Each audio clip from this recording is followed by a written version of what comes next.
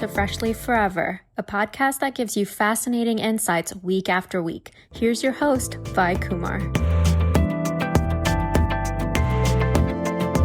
Hey folks, welcome to another episode on podcast Freshly Forever.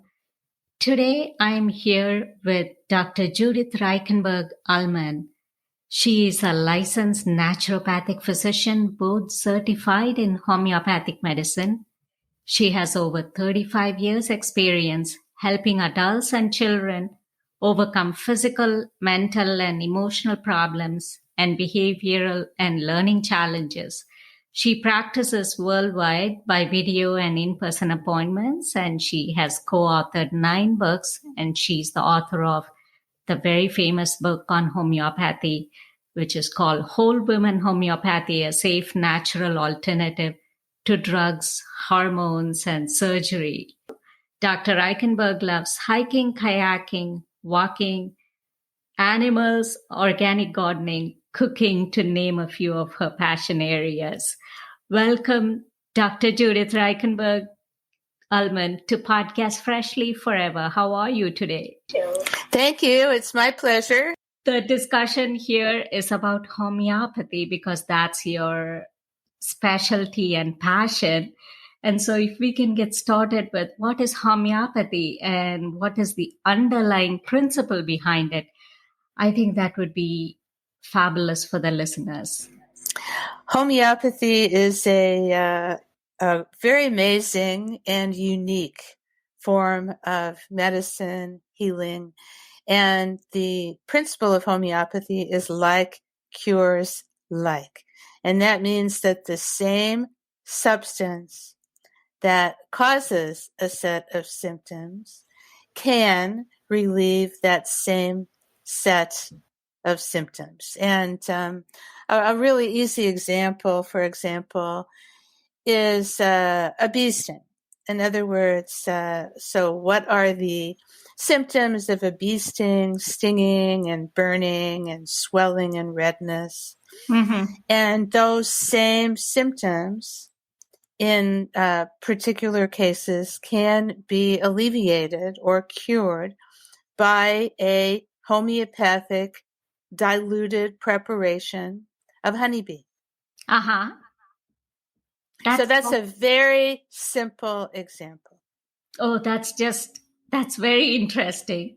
And who founded homeopathy and where is this mostly practiced? Is this all over the world? This podcast reaches audience all over the world. So I'm sure people are going to be very curious about it. Well, Dr. Samuel Hahnemann was German. Mm-hmm. And he actually wrote The Organon of Medicine in 1810. And when his book and his principles spread, homeopathy really caught fire over Europe at that time, and then it moved over to the United States. But it is practiced worldwide. Mm-hmm, mm-hmm. Okay, that's good news. And this law of similars, or this like cures like that you talked about just a minute ago. So one may ask, why do you give anyone doses of whatever makes them feel their symptoms or their condition, right? So the basic principle of homeopathy, like you said, with like cures like, does it mimic anything that conventional medicine tends to do? And why do you even do that? Homeopathy is not conventional in any form, you know? Uh-huh. And so, therefore, homeopathy is a unique form of medicine. The other term, which is the opposite, is called allopathic medicine. A-L-L-O. And allo means different. And conventional medicine is an example, conventional pharmaceuticals, of allopathic medicine. In other words, think of what many people are taking as far as medication now, right? It's anti. Most of it is anti. In other words, if you have an infection, it's antibiotics. If you have some kind of an autoimmune imbalance, it's, it's corticosteroids, which really suppress the immune system. But you think of antifungals, you think of antihistamines. Well, that's the very opposite of Okay. That explains. And we're not anti. We're trying to deeply understand the person.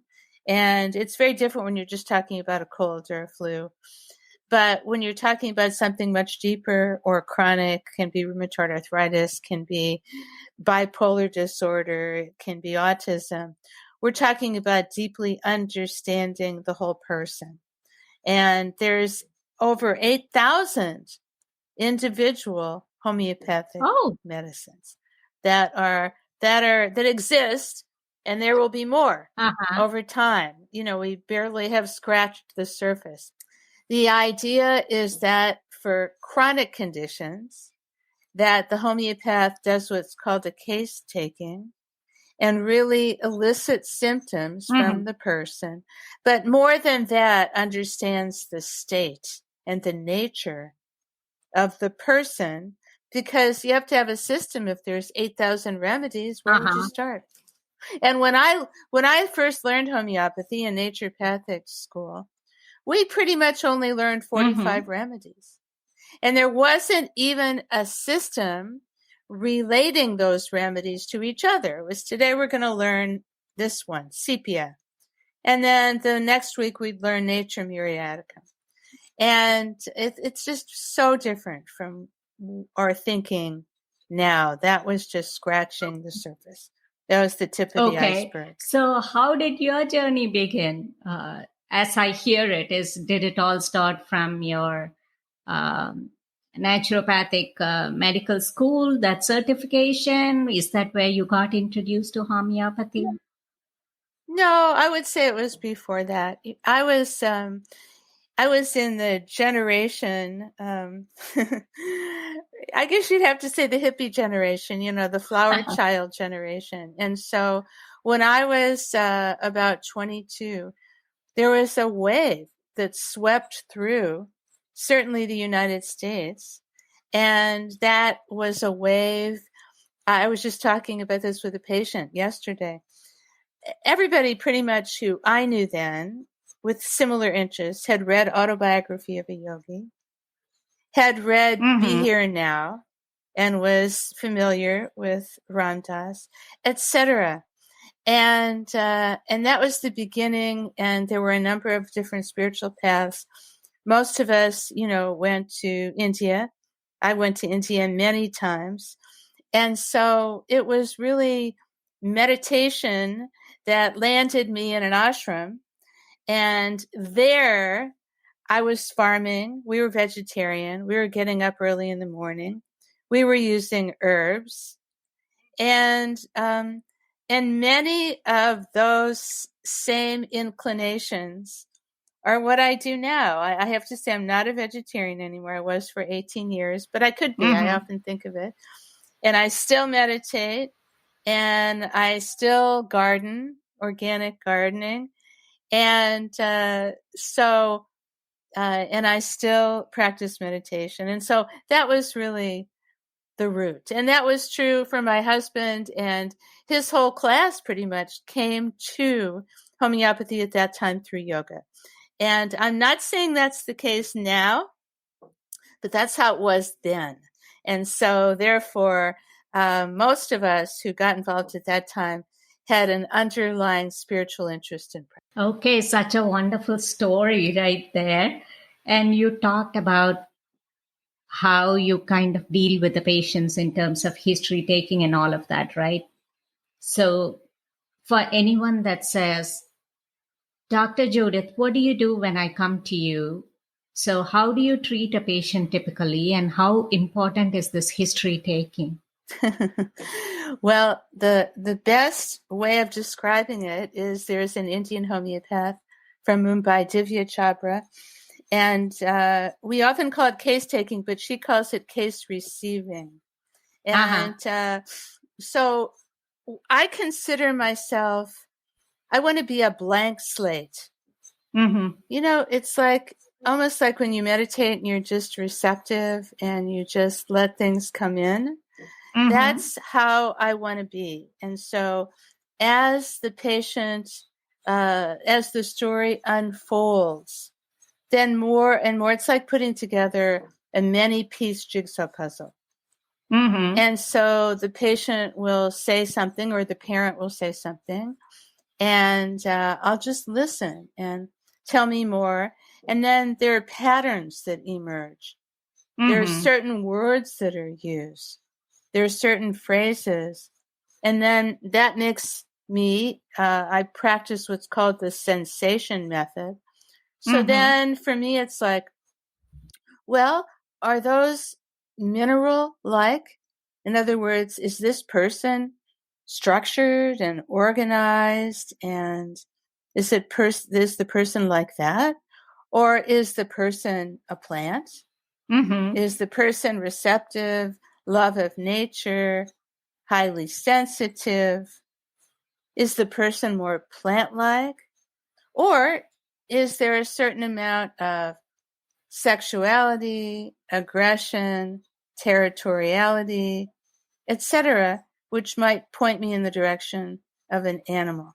But first, it's just taking it in, and really seeing the patterns that emerge. And those patterns, you need to know about the earlier life of the person. Mm-hmm. And then there are patterns that emerge. And those patterns will hopefully lead to a prescription. Okay. And in the meantime, so there's the taking in of just the case receiving of the patient. And then we also have a very vast homeopathic literature, which is available online. And there's what's called a repertory, and the repertory lists thousands and thousands and hundreds of thousands of symptoms and all the remedies that have been shown to cure those symptoms. And then the Materia Medica discusses from many sources the characteristics of the different substances. Okay. And so that there is no way even the most brilliant, long-lived homeopath can commit all that to memory. So it's a process of taking in what the patient is saying and then matching that to the best possible homeopathic remedy. Okay. Now I'm talking about constitutional prescribing. I'm not talking about acute prescribing. We wrote a book, Homeopathic Self Care, and so that's a different story. So Homeopathic Self Care was all about how to treat yourself for first aid and acute conditions. And we have charts and graphs, and we make it very, very easy. You know, for example, you can see some of the icons. And so the idea was just to really, to make it simple. So I don't want it to sound daunting to self-treat for those kinds of conditions. But I really try to differentiate between acute and constitutional prescribing. So by all means, get a kit, get a book like mine or ours or another book, and jump in as far as acute prescribing. But then it's a whole other leap to learn the other kind of homeopathy, the depth of homeopathy that I'm describing. Okay. Want to save yourself that trip to the grocery store? Instacart highlights deals to help you save money. You can get products you love from your local stores or last-minute holiday gifts delivered to you in as little as 1 hour. To avail exciting promotions, check the show notes and click the link to shop Instacart. Multiple stores available. Shop all of your favorites on a single order today with Instacart.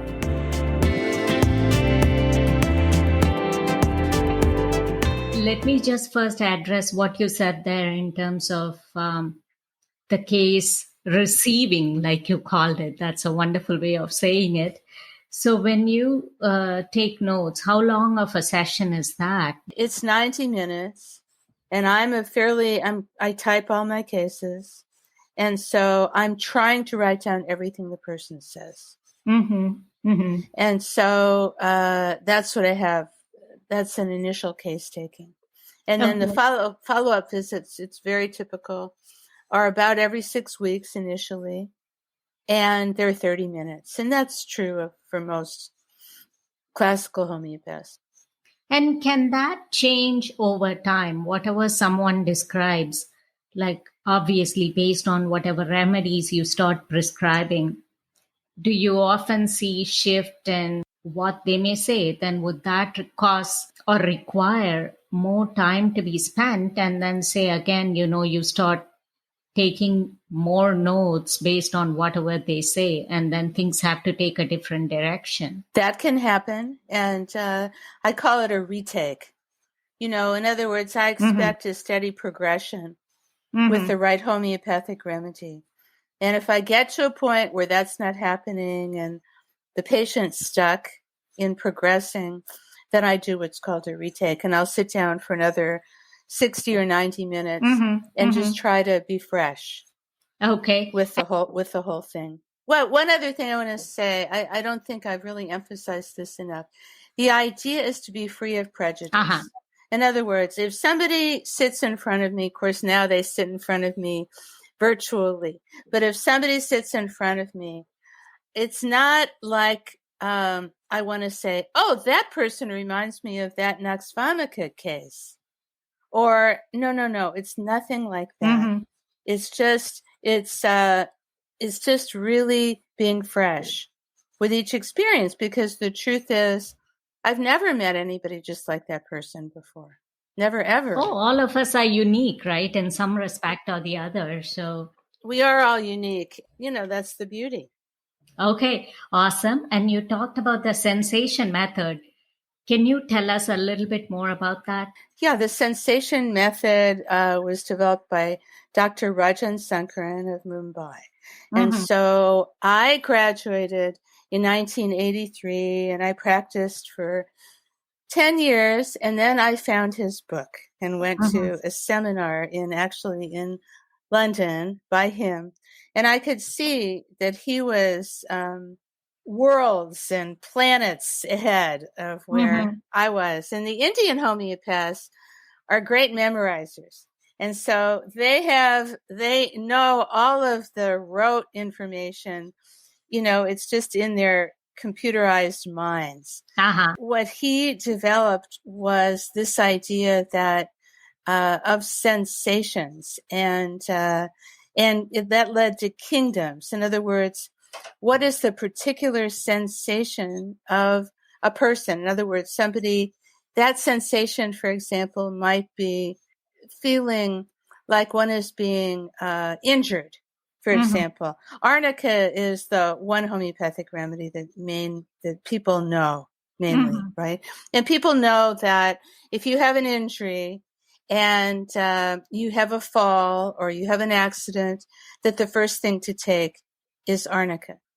But if someone is stuck in that arnica state, there is that feeling of it's from the composite family, and it's that feeling of being injured, and everything that is perceived by that person is interpreted as an injury.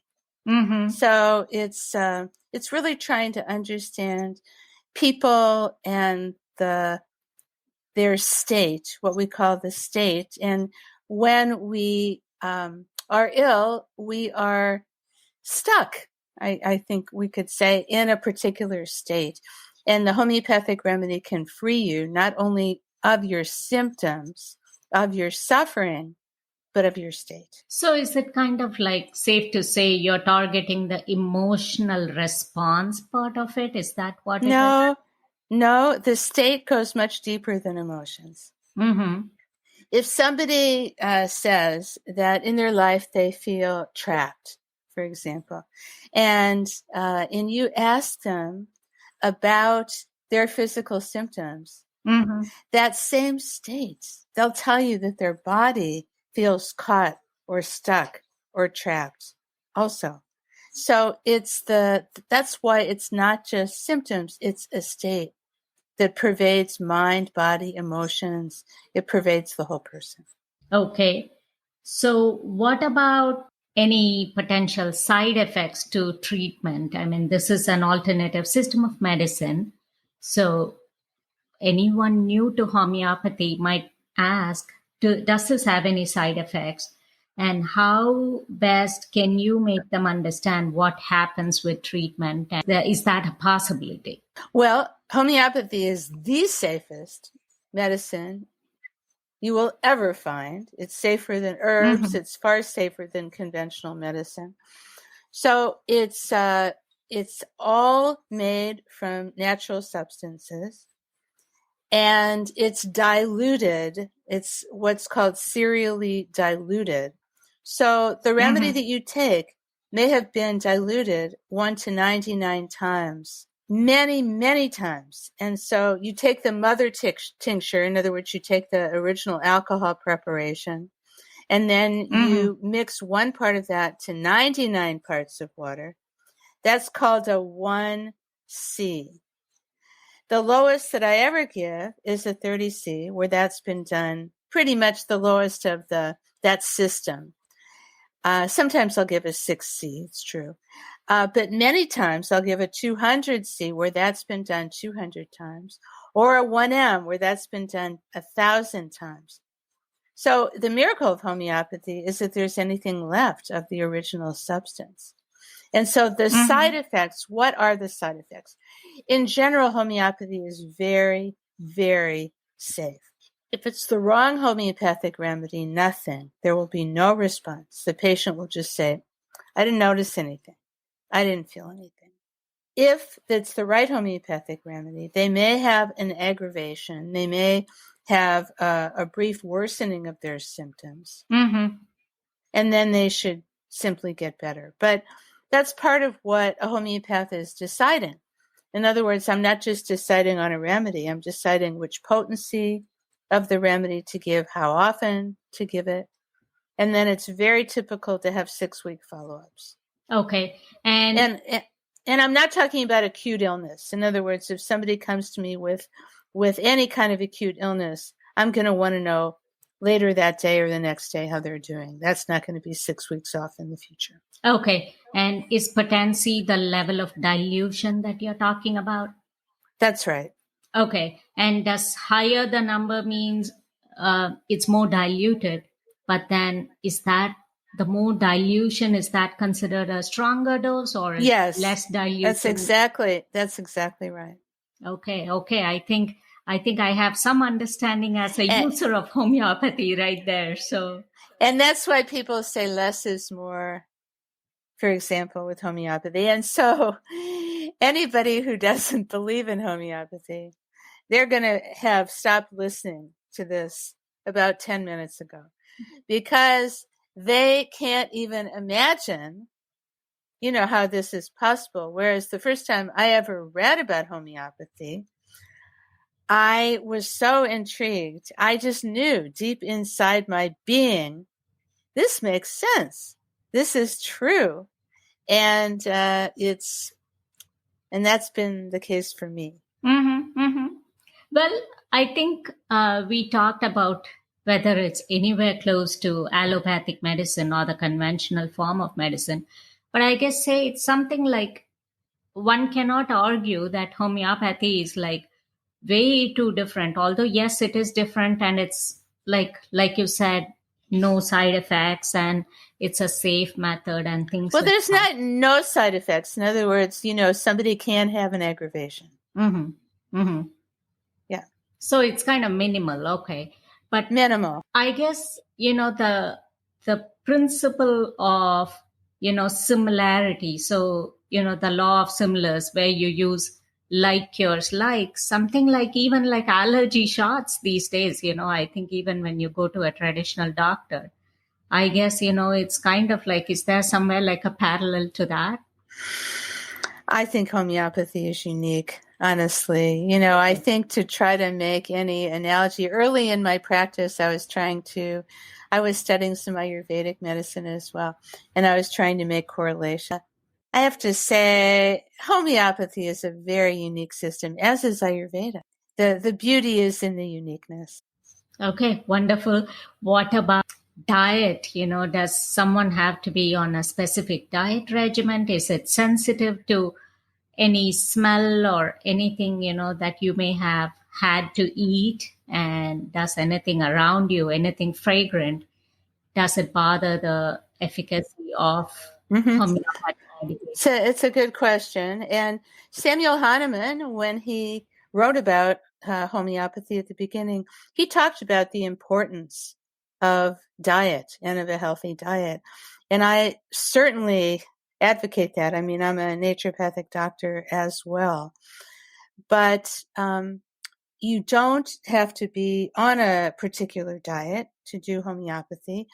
We were taught a number of years ago that when doing homeopathic treatment, you should avoid coffee. That's fallen by the wayside. I don't say that. And that you should avoid the current of electric blankets. That was one of the things that we were told back then. It doesn't even occur to me anymore. Maybe people don't use those electric blankets that are wired the way they did. But what I still do tell people is there's a family of substances, of chemical substances, and I believe they have benzene rings like camphor, eucalyptus, menthol, tea tree, pine. Those I have seen often interfere with homeopathic Okay, so remedies. would you store your medications away from them, or would you not use, say, like tea tree oil and anything else, you know, around you right when you're taking? Yeah, that's what I would say. I ask patients to avoid that, and it's hard for some people. I had a patient last night. She's doing beautifully in homeopathy, and she said, "When can I go back to my essential oils?" You know, I said, it's really up to you. There are a few oils that are seem to be the most problem because of their chemical structure. And yeah, what can I say? There's one common homeopathic remedy that seems to be interfered with by mint. And she happened to be on that remedy. So, but that's all. Other than that, there's no avoiding. Okay, so that includes ingesting it and having it around you while you're on that medication, that it can bother the efficacy of it. Yeah, and you can always just see, you know, originally I told patients, well, maybe it's better not to do acupuncture at the same time. That's not true. I don't say that at all anymore. So a lot of it is just, you just do it and you see. And if somebody says, well, I want to see for myself if tea tree interferes, that's fine. They can see for themselves and then it'll be clear or not. Okay. What about stuff like eating any onion, garlic, things like that? No, I don't know where that came from. I think some of the homeopathic literature talks about that. I have never, ever seen. I know that does appear, and that they even say that some remedies are antidoted by certain foods. I can just say that's not my experience. Okay, excellent. And probably that's going to draw a lot more people into homeopathy, and that's a good thing. How can one get certified in homeopathy? And does anyone have to be a certified practitioner to be able to do it right? Or can someone learn from books and do it as a self-practice at home? Well, that's a good question. In other words, it depends on if you're talking about self-care and caring for your family for acute problems, and absolutely do that. You know, get a book like our book, or there's certainly many other books available. Get a kit and just go for it. So would that mean regular cold, cough, and things like that, and like insect bites and things like that? Definitely. And you'll have a lot of success. Even arnica will convince you that homeopathy works. And And then as far as certification, it depends on where you are. You can study homeopathy in the naturopathic medical schools, for example, in the U.S. I don't know the quality of that education at this point for homeopathy. There is the Council for Homeopathic Certification, and that is that allows people who do not hold medical licenses to get certified. And then there are a number of international courses that are, some of which are excellent. But it's a real commitment. It is not something that you learn overnight. Okay. And how can someone find and land on the right course? Like, is it more popular in Asia, Europe, or, can someone find something in the United States? Where exactly should one go after to be able to do the right thing?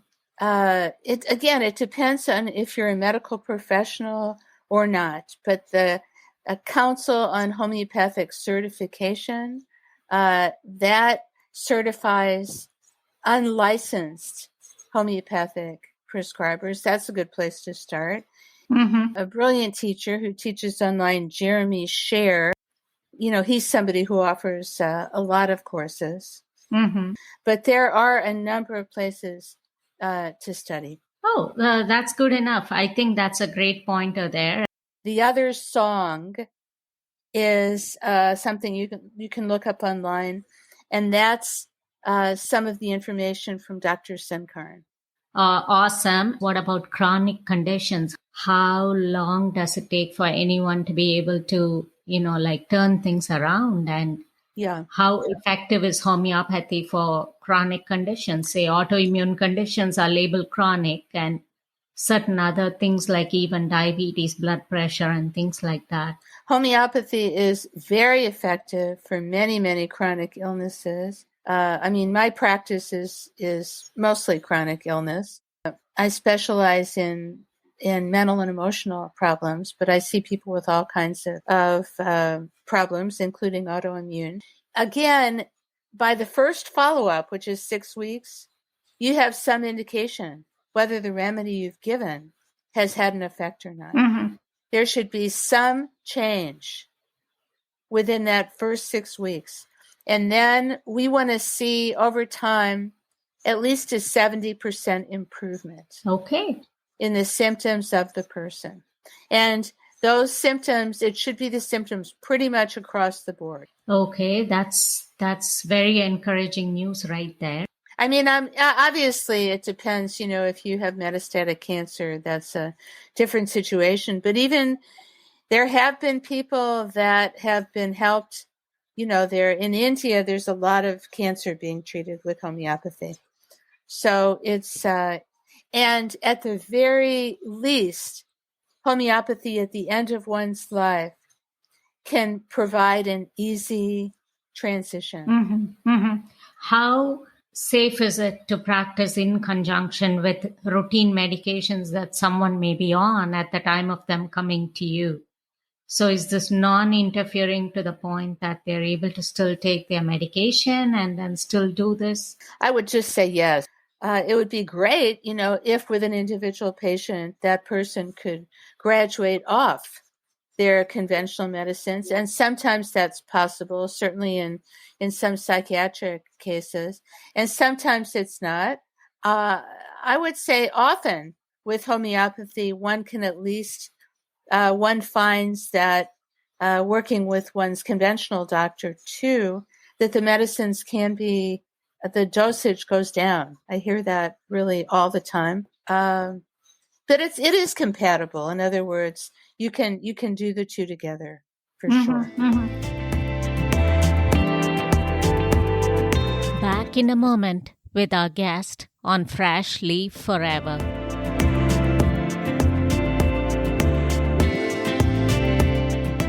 So it almost seems like this kind of goes and addresses things at the grassroots level, correct? Because you with all the history taking and case receiving that you do, like you said, you are able to go and target the root or the underlying cause of what's going on with the individual and the constitution. Well, definitely. And I always ask, so what were your symptoms like before you started any medication? And this is really true even for someone with schizophrenia, for example. What was it like, before when you had your first psychotic break? Or what was it like before? Because with certain mental and emotional conditions, the drugs they really put a damper on the person and on the symptoms.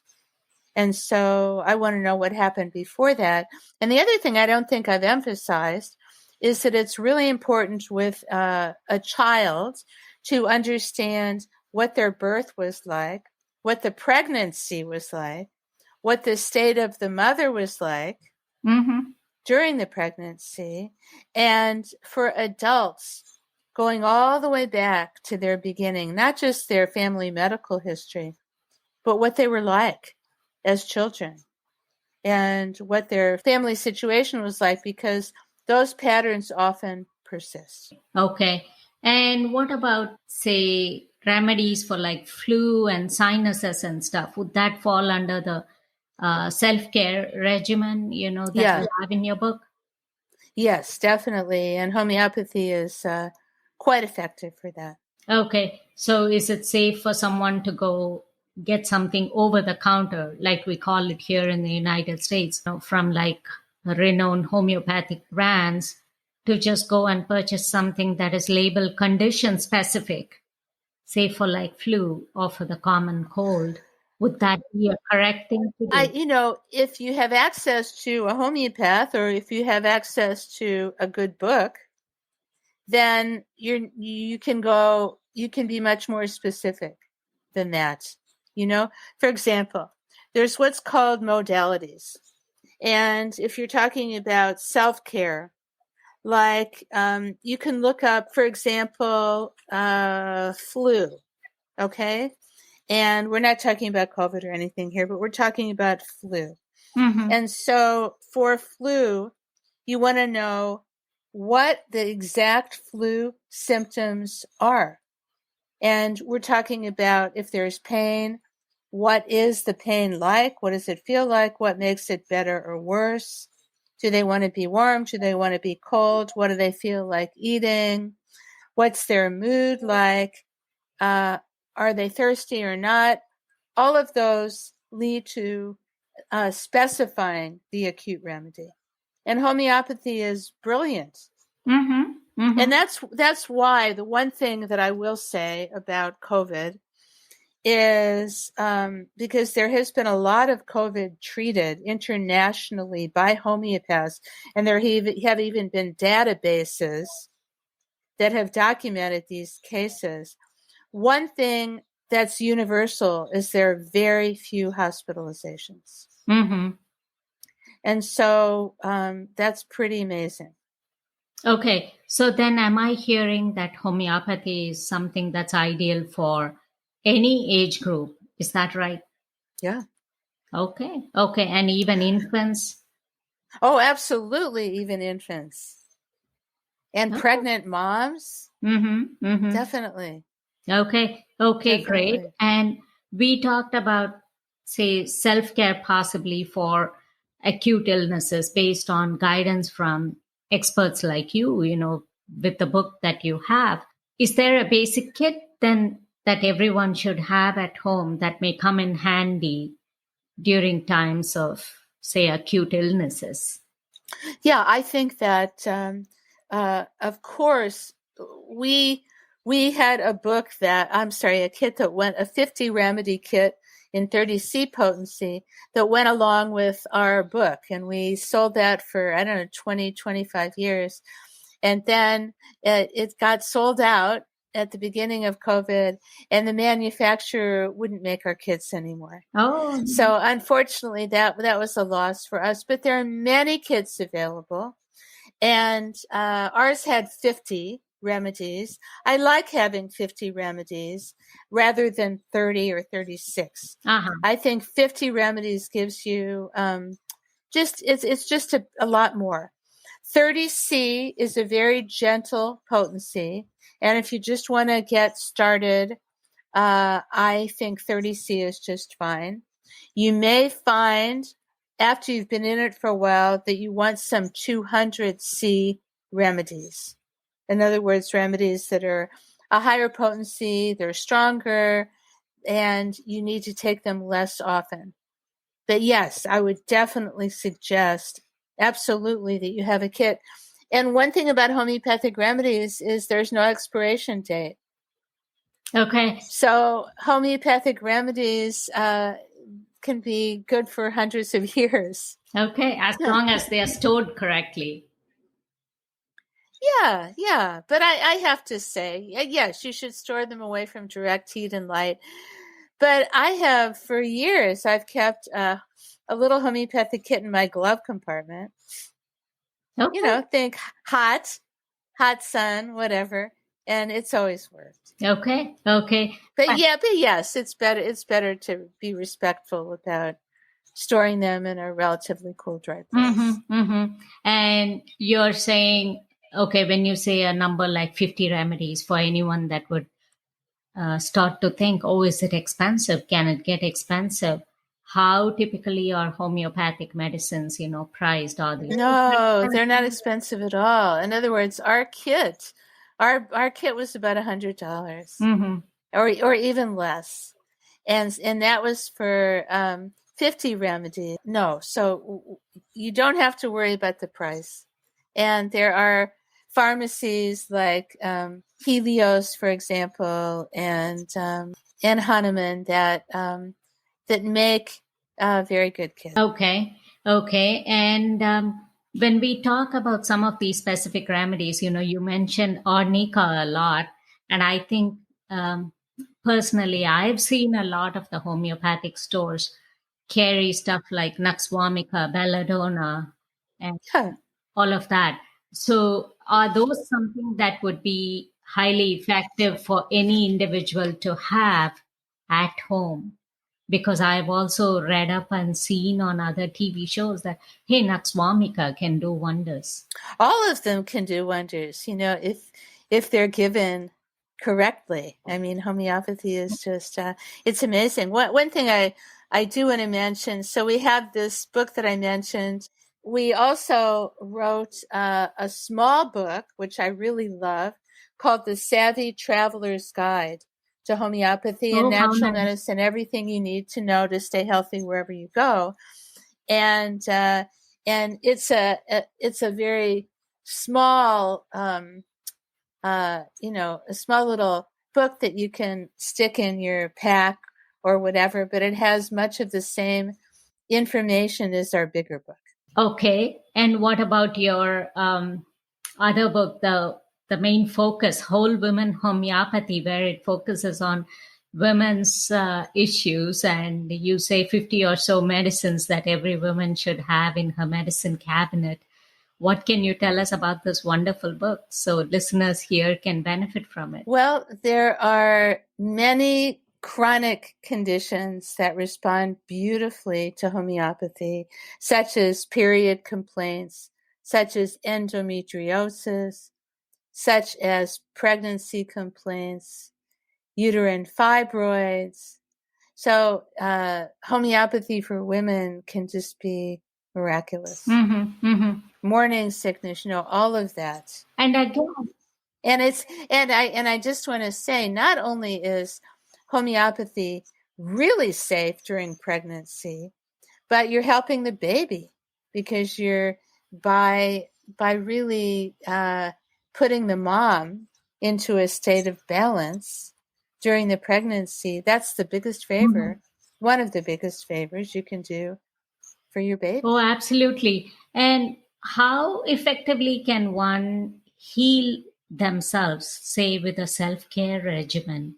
And when do you think guidance is needed? When is the time to draw a line? It's very easy. We, in our Homeopathic Self Care book, we make this very, very clear.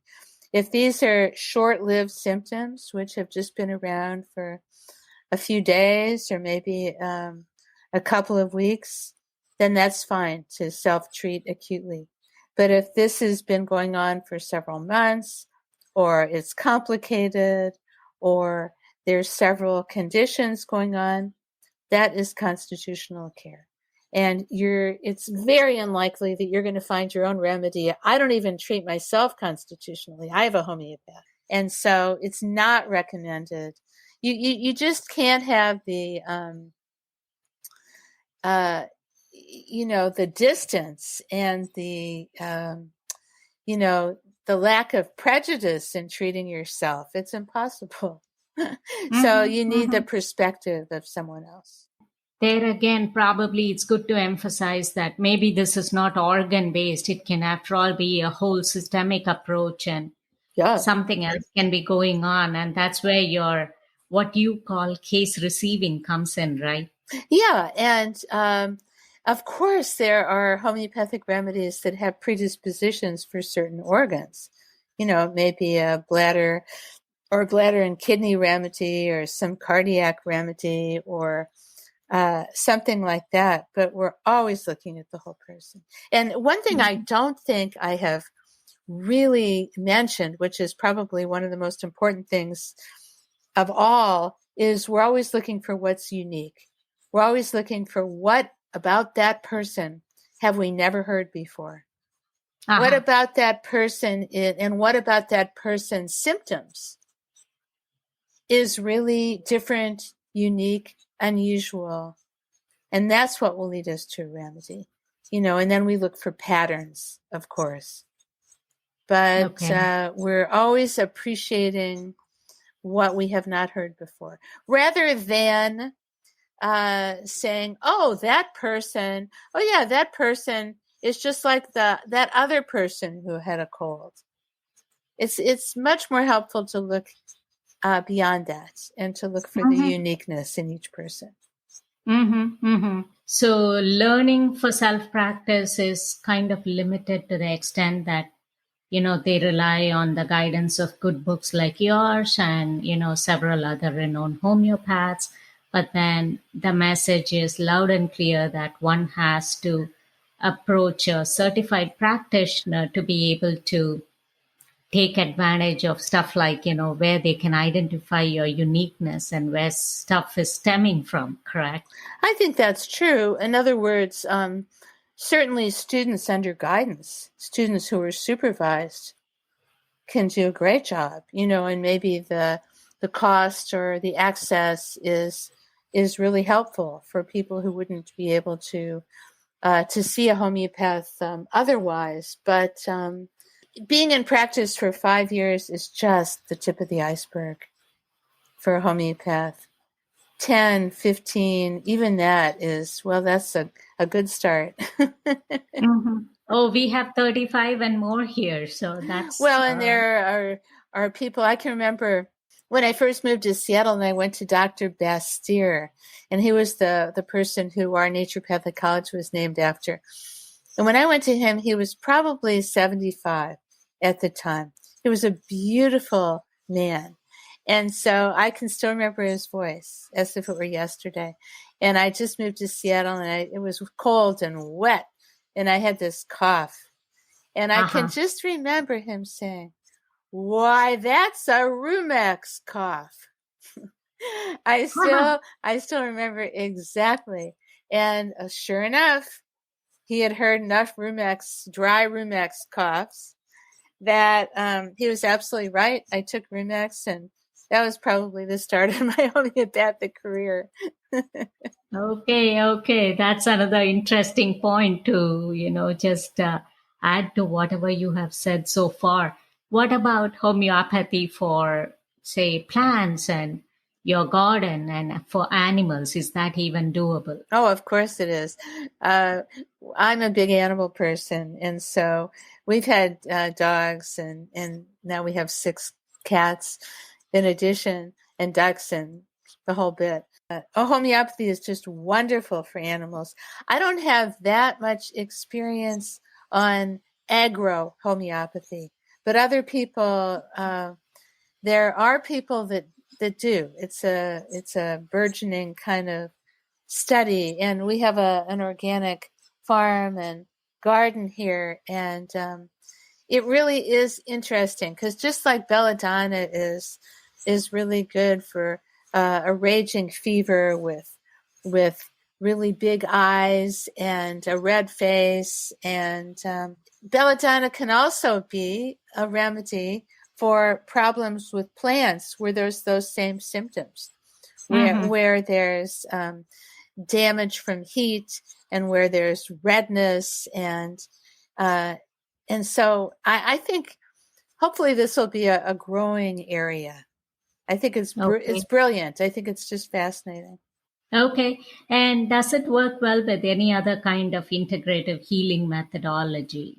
Sure. I mean, I made the mistake of trying to do a crossover with an analogy with homeopathy and Ayurveda at the beginning. And I think they're unique systems. Yeah, but there are certainly times when you could use more than one system together. Okay, fantastic. Like a number of my patients also do acupuncture, for example. Okay. Would you like to tell our listeners anything more about your other books and say like the drug-free approach to Asperger's syndrome and autism? Anything about your practice, your availability and contact info? Sure. Well, we wrote 8 books on homeopathy, and then we wrote a spiritual book, Mystics, Masters, Saints and Sages, Stories of Enlightenment, and with a foreword by the Dalai Lama. And so that, if anyone has a spiritual inclination, I would certainly point them toward that book. So there was... we started out with the patients. Are all of these available on Amazon? I'm sorry. They are. And we started out with the patient's guide, which was written many years ago to summarize what we were doing at that time. It's Patient's Guide to Homeopathic Medicine, and we often just give that to our patients to start out with. And then Ritalin-free Kids, and Ritalin-free Kids, sold, I forget, I think 60,000 copies or something. And that really got us into treating kids with behavioral learning problems. And then from there, it was Homeopathic Self Care and Rage-Free Kids. And then since I also have a master's in psychiatric social work, and I had a lot of experience with mental health, and that's really what got me into homeopathy. I didn't mention that. So then we wrote the book on depression and anxiety, and then the I think I mentioned Rage-Free Kids. Rage-Free Kids was written just at the time of Columbine, which is the first school shooting in the U.S.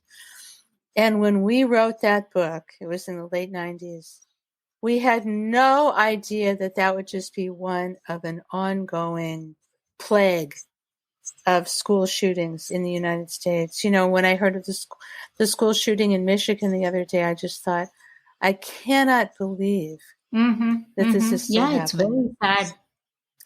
And it's really tragic. And I really, really want to emphasize homeopathy for depression, anxiety, bipolar disorder. I just can't tell you how effective it is and how gratifying. I mean, I used to work on the Locke psychiatric ward in the ER, and that's what led me to homeopathy to begin with, the side effects of those drugs. Really, homeopathy is just such a gift to humanity. Oh, that's a wonderful closing statement right there. And all I can say is one has to experience it to be able to believe it. And this is a wonderful alternative system of medicine. Yeah, one other thing I want to say is I do treat patients all over the world by virtually. And so you can go to my website and contact me. That'll tell you what my email is.